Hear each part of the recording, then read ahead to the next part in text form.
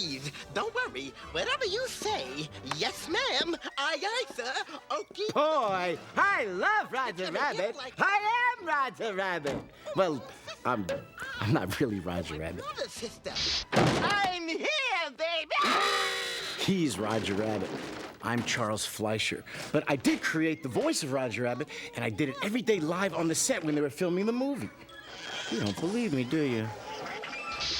No thanks, Eddie. I may be a toon, but I'm gonna show you I can go out like a man. I am here to give you a personally guided tour into the world of the film. I'm gonna show you who made Roger Rabbit. I just got a really good idea. I know someone whose advice would be very helpful at this point. Hey, Roger, come here, quick! What? Out of the TV? That's right, out of the TV, come on! Roger, I need your advice. What do you think we should cover to tell these people about how we made the movie? I think you should show them everything. There's the animation or the sound effects for the tunes. Like... Ooh, maybe show them who made the movie. I really hope my ideas helped you. Roger, I think that you and I are on the same page. Or should I say, the same frame. Hey, Raj, you want to join us? Mm-hmm. All right, I'm going to zap you back. You ready? 1, 2, 3. Oh, that means you too.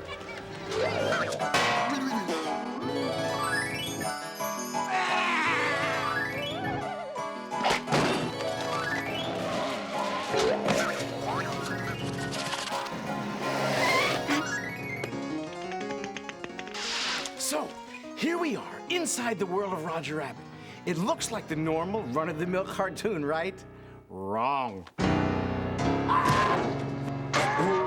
Background and action! So, to answer the question, who made Roger Rabbit, we really should start with the head honcho. And by that, I don't mean R.K. Maroon.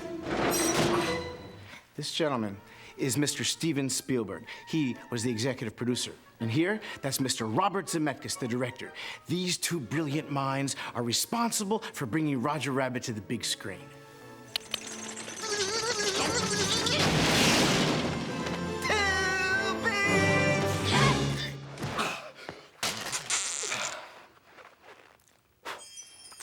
Allow me to introduce you to award-winning animator, Mr. Richard Williams. He was brought in to direct the animation on Roger Rabbit. His initial sketches established what Roger would look like, and it assisted the filmmakers in figuring out all the aspects of toon acting. Wouldn't you know? Locked.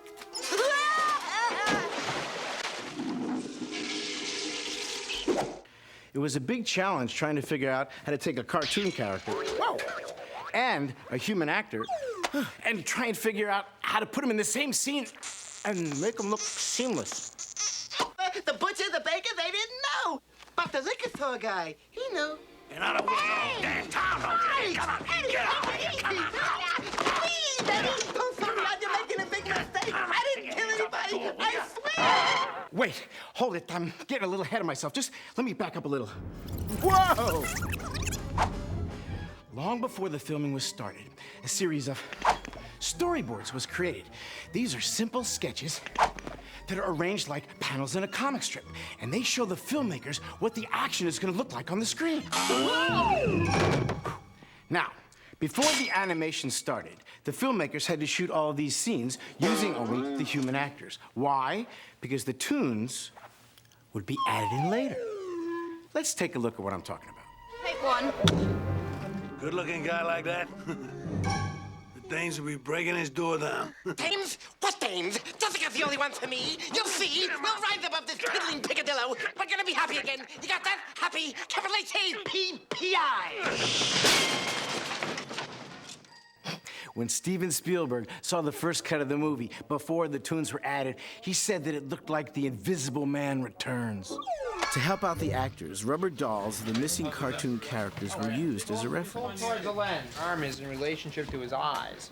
So if your hand's like this, we're cutting him at the eyes, the bottom of the frame line. You gotta get that up so that, yeah.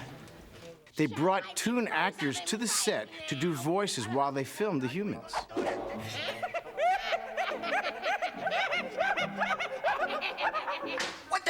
wrong with that take? Say something. Look, stars. By the way, the suit was my idea. I wore it every day during filming. There were a lot of props that they didn't want the Toons to handle because, you know, you never really know what's gonna happen when Toons handle props. So what did they do? They had a special effects team come in and figure out how to move things around in the real world before the Toons were ever able to get a hold of them. How did they do it? They built mechanical devices, which then picked things up on the set. And you never get to see these contraptions in the movie because they were covered over by the animation. That is brilliant.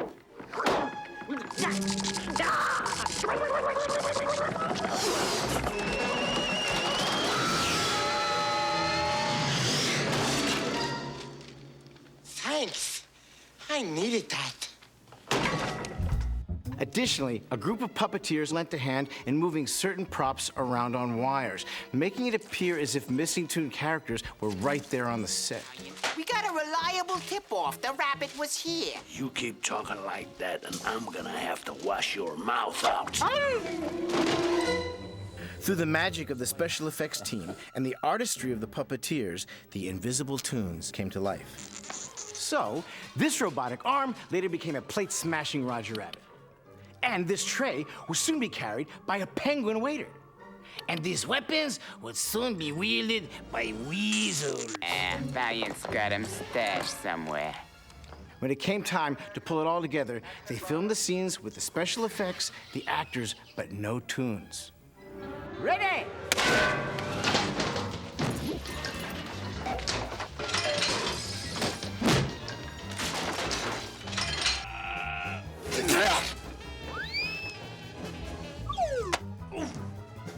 Action! Action! Action! And cut! How was that, Mr. Zemeckis? Not bad. Once again, one more. Once the human actors finished their scenes, the animators went into action. Director Robert Zemeckis worked very closely with Richard Williams and his team of animators to integrate the animation with the live action that had already been shot. And the rabbit's like, doesn't want to go back in, and Hoskins is pushing him down and straining him and like just like doing like Toon squash on the top of his head.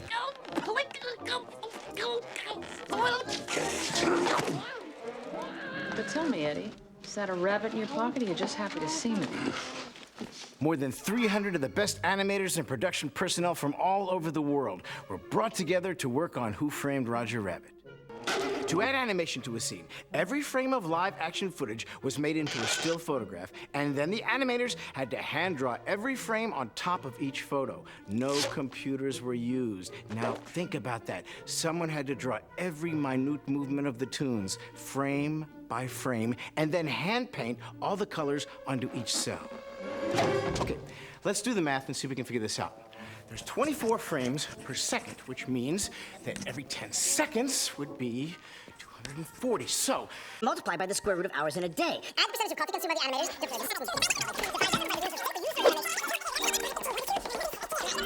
the total number of cells hand-drawn for Roger Rabbit is 82,000. That's a lot. Next, every animation cell was photographed to film. And when that film is run through a projector, the animation starts to come to life. This is where most animation films have traditionally stopped.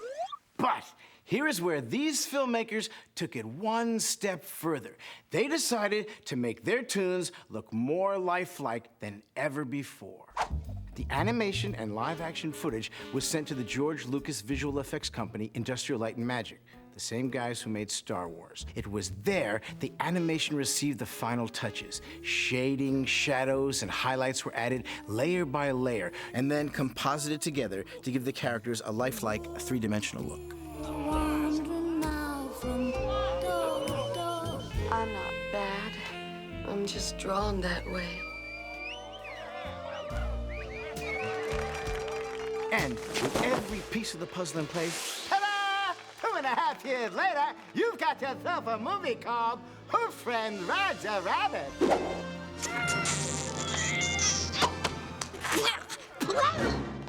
So, who made Roger Rabbit? I'll tell you, Bob, Stephen, Kathy, Frank, Joanna, Bill, Dean, Jeffrey, Frank, Stubby, and me, Charles Fleisch. I hope you enjoyed your journey. Roger and I had an amazing time, and we would both like to thank you. Thank you from me and Roger. Roger, what are you doing? Get me out of here, will you? Don't press the remote! Roger! Put down that remote, Roger! Don't... See you later, Charlie.